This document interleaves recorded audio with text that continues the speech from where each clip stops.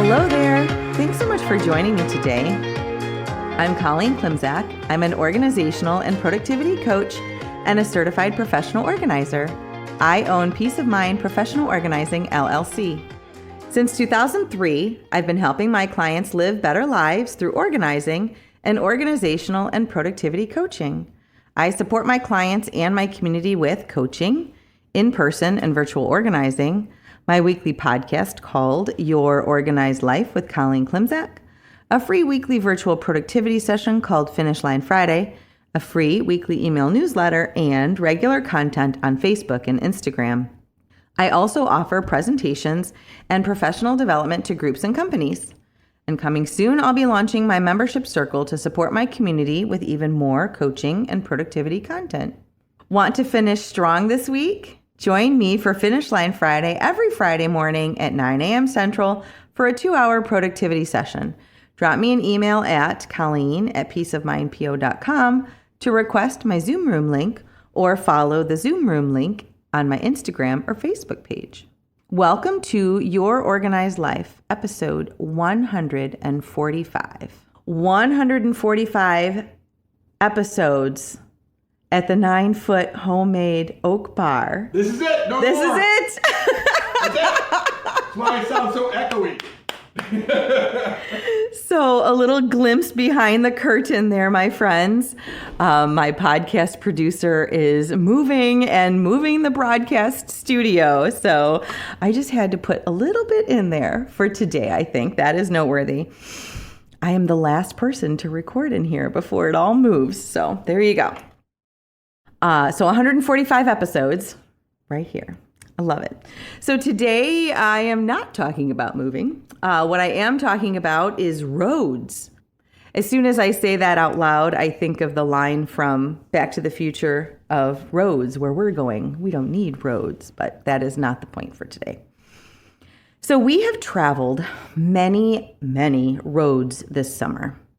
Since I spend a lot of time driving, and sometimes, like over a recent weekend in Vermont, the road is stunningly beautiful and thankfully not terribly congested or difficult to drive, I'm often inspired during the what I consider meditative and reflective time of driving with ideas. So I'm often inspired with ideas that come to me as we drive, and I usually want to share them, and since I have the time, I compose articles in my head as I drive. So today we're talking about roads. Thankfully, with all the driving we do, my husband and favorite travel partner, Greg, and I agree that the roads traveled are part of the adventure. So I started this article as we began our return trip from northern Vermont to our hotel for the weekend in Leominster, Massachusetts. So there you go. That is a town outside of Boston. And Greg started his turn at the wheel. So I had driven the first 3.5 hours and he drove back. And he mentioned that the landscape looks a lot like the landscape outside of Whitehorse in Yukon Territory in Canada, where we have also driven this summer, and I agreed. We have driven places this summer that are very different from our typical Midwest travels around Chicago and the suburbs, and also to Michigan and back to see family. So roads, right? We were in Alaska in June. The small town where we stayed is only reachable by ferry or seaplane, or the one road in or out in either direction. I mean, seriously, it was remote. On our Canada Day, while we were there, we rented a car and drove out of town on the North Road, up over the mountains northeast of Skagway, Alaska, and into British Columbia, Canada, towards our final destination of Whitehorse, Yukon Territory. The Canadian border is closer to Skagway, 15 miles, than any other town in Alaska. The next closest town of Haines is 20 miles away and a 90-minute drive. I mean, remote, right? So the road out of Skagway towards Canada is all in the mountains. Like, immediately leaving Skagway, you just start to climb. And the views are breathtakingly beautiful. and also perhaps terrifying if you don't like mountain driving. There are switchbacks, sharp turns, roads hugging the side of a mountain, tall rock walls on one side, and dizzying drops on the other. And there were so many signs warning us of steep grades, narrow lanes, no passing, falling rocks, and a million other things that could potentially kill us in a blink. Once we passed into Canada, the mountain roads gave way to high, rocky plains. So we're just as high, but it's all pretty flat. It was stunning and it was stark. It was rocky and harsh and beautiful. And there were these amazing, beautiful lakes and also these just sad and scraggly pine trees that were hanging tightly onto the rocks. And I remember thinking then, like I did that day in Vermont, that roads are amazing. And the people that make them are amazing too. So think about it. We were on a road in Alaska and Canada. There is not much out there now, and there was even less out there 125 years ago when the town was founded and the roads were first built. So consider the optimism or delusion, right, of the road builders. They hoped, I'll stick with hoped, that there would be a need for a road. Or the forethought of the builders, that the roads would be the reason that people would come, that the roads were needed for there to be places to go. And they build the roads through smooth and even areas, and also through inhospitable and harsh terrain. Optimism, delusion, who knows? And that is what I was pondering on the drive. Where we were in northern Vermont, none of the roads were straight. And I mean none of the roads were straight, which makes me consider paths of least resistance. I told you, I had a lot of time to think behind the wheel. So the road builders most likely started with paths or rough roads created over time by animals like game trails or travelers before there were actually roads.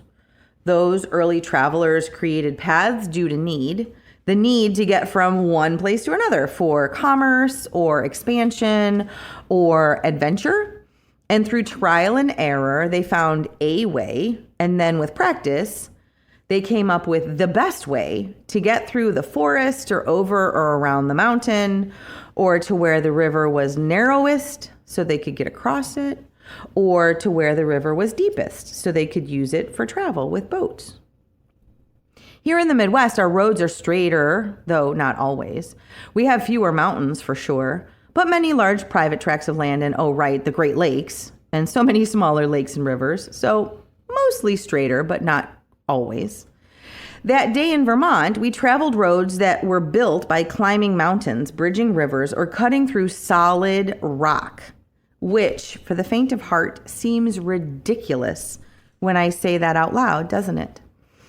And now, my friends, I'm getting to the point of today's article and episode. We do this too, right? We travel roads. Sometimes we have to climb a mountain. Sometimes we have to bridge a river. Sometimes we have to cut through solid rock. Sometimes they're straight, and that's nice, but not always, right? So we do this too. Yes, we do. We spend a lot of time figuring things out, even when things are hard, because we have to. If, metaphorically speaking, we want to get through or around the forest or mountain or river, we have to figure things out. If we want to go anywhere else than where we are at this moment or where we've been, we have to figure things out. We may start out taking the paths of least resistance through the hard parts, but as we refine the path, we may realize that there's a better way, or that we might just have to blast through solid rock. Hopefully, metaphorically speaking, of course. Now, here's the thing. Paths of least resistance are not paths of no resistance, right? So there's no guarantee that there's going to be an easy path anywhere. But unless we want to stay where we are in life or even go backwards, we need to move forward. And sometimes the way seems really daunting. We also, like those early road builders, chart a course out of choice or need or desperation. At first, we may choose the path of least resistance. Least resistance still might have roadblocks, though. We can remember it may still be tough And also we can remember that we can take actions to remove resistance. We explore a different path to our desired destination. We take the long way with fewer perils. We choose a road because of the season, or our companions, or we like the scenery. Or, well, we blast through a boulder to forge a new path completely. So what did we learn today? We learned that we have had some really good adventures this summer. We also learned that Colleen spends way too much thinking while she drives. Yeah, I know. We also learned that we should be grateful for the travelers who came before us, actually, and also metaphorically, who started making our actual and metaphorical roads. And also we need to remember that paths of least resistance are not paths of no resistance. But we can take steps to make the roads clearer or easier by clearing roadblocks for ourselves and others. And that is a launching point for some of my other upcoming episodes. Support around getting things done, about making the path, about eliminating roadblocks and obstacles is what productivity coaching is all about. If it's time to invest in yourself and explore coaching for organizing and productivity, I would love to hear from you. Drop me a line via email at colleen@peaceofmindpo.com or message me through my social media platforms like Facebook, Instagram, or LinkedIn. Thanks so much, and I will talk to you next week from a different studio.